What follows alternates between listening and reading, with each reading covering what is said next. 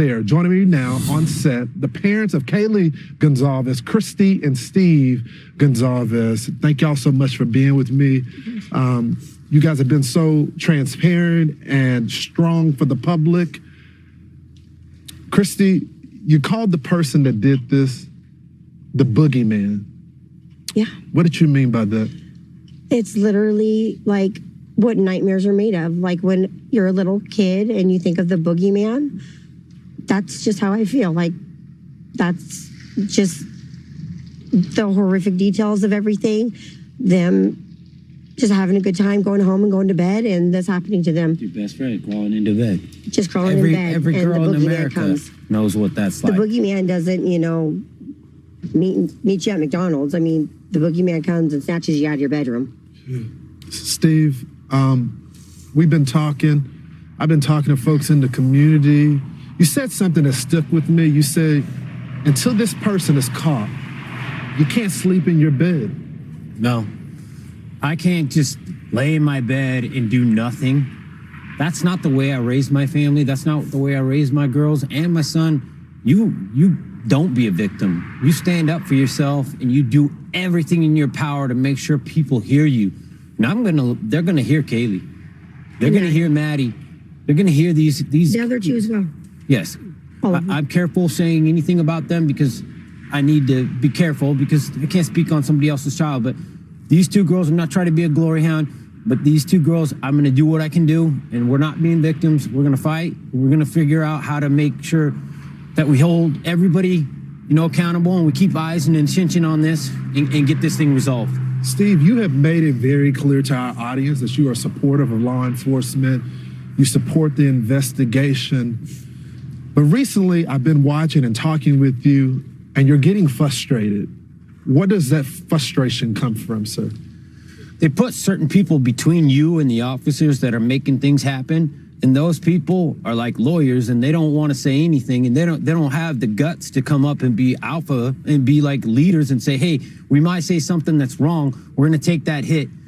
So the officers, they look me straight in their eyes. The lead detective looked me in his eyes. I have no doubt he's working as hard as he can. But somebody isn't communicating. There's nothing being released. It seems like they're trying to suppress the story. We want to put rewards out. They're like, don't do that. Yeah, I get it. Your town doesn't want to have reward posters posted all over when you come and you do your rush. You're not going to get a lot of students if they see those things. But this community is not going to heal until this guy's pulled off the streets. It ain't going to happen. Think it through. It's not going to happen. He has to be off the streets. We all are working for the same thing. When was the last time y'all heard from the police? Thursday, we looked at our phone records. We want to be accurate. We don't want to sell anyone out. About 3 o'clock on Thursday. And did y'all get an update from the police about the investigation? There was nothing. We have no updates for you. There was no update. They needed me to sign a waiver form so that they could investigate something. Some mail. That was mail related. So we're working with them. We're not selling them out. We love our law support. The FBI, everybody that's here. We just have no information as family, and it gets tough day after day after day. I mean, every day you just wake up and think today's the day. We're going to hear something, and you see these, there's a break in the case, and it'll just be something stupid. The sixth person on the lease that was never there. Stop playing games. This is serious. These are people's lives, and this is the future of this community. There's going to be 10,000, 15,000 kids that come into this community next year, or they don't. So be serious. I had the opportunity to speak to some of my sources, and I've been told that there were differences in the way that the victims were killed. Some were more severe than the other. And this week we heard the target attack walk back and then reverse her back to it being a target attack. What can you tell us about the targeted attack? They have told us that it was targeted, but they told us they can't tell who. We asked specifically, and they said, we'll try to get that information to you. And they got back to us a day or so later, and they said, we're sorry, we can't give you that information. But then a day later, we saw in the news that it was not targeted, or they think the whole house was targeted. But I'll cut to the chase. Yeah. Their means of death don't match. Maddie's They don't. and Kaylee's cause of death, it does not match based on the autopsy report.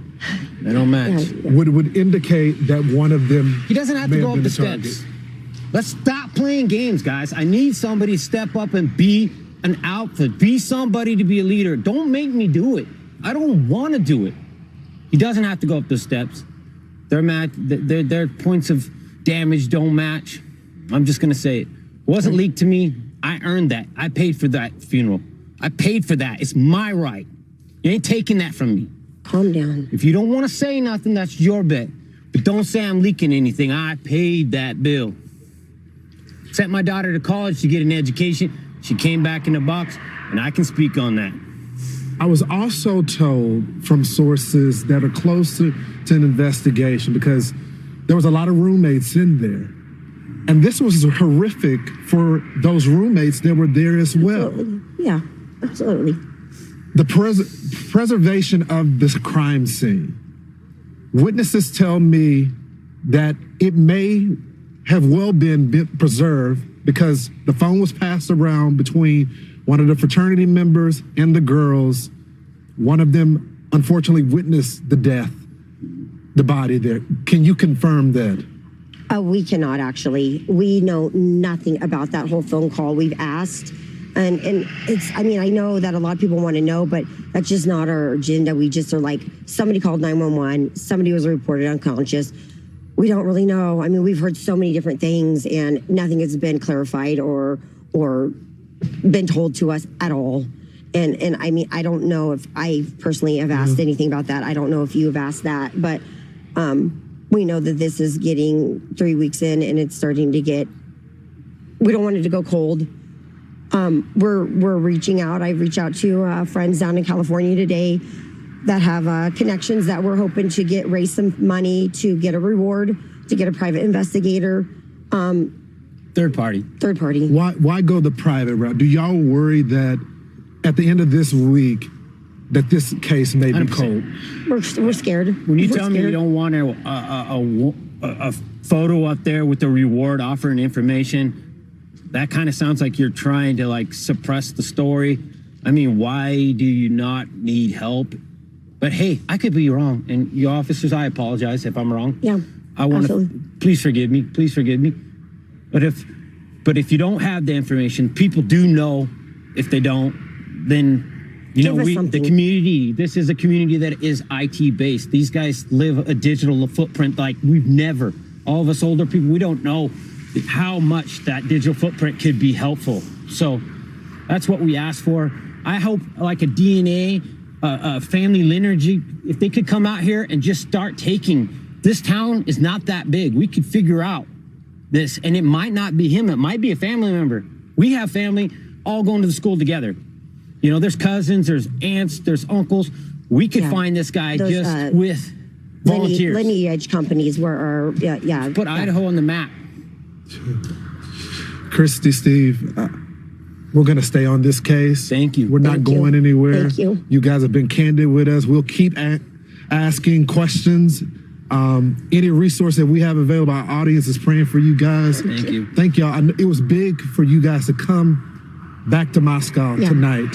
I know it took a lot of courage to do it. And I'm hoping we can get some answers for you. Thanks so much for joining me tonight. Thank you. Here now.